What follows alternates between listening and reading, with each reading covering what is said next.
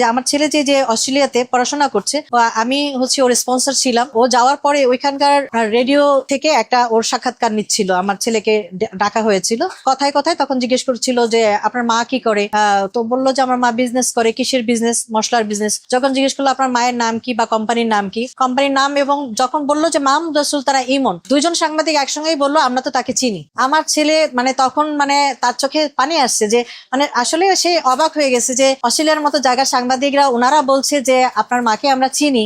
আমার ছেলে আমাকে পরে ফোন দিয়ে আমাকে বলল যে আম্মি জান, আজকে আমার একটা ইন্টারভিউ ছিল, তোমার কথা বলাতে ওনারা বললো তোমাকে আমরা চিনি। তো আসলে এই আগে থেকে তো একটু নিজের ক্যারিয়ারটাকে ধরে রাখার চেষ্টা করেছি, সেটা কোয়ালিটির দিক থেকে হোক, নিজের পার্সোনালিটির দিক থেকে হোক, যার কারণে আসলে আমাকে ওইভাবে বেগ পোয়াতে হয়নি। সত্যি কথা, বর্তমানে যে আমি যে বাসায় ভাড়া আছি, আমি বলি ভাইয়াকে মাঝে মাঝে, ভাইয়া আমি কিন্তু বাসা ছেড়ে দিব, এটার যদি না করে দেন। ভাইয়া বলে আপা কই যাবেন, থাকেন না, ভালোই তো আছেন। এটা হচ্ছে আমার জন্য অনেক বড়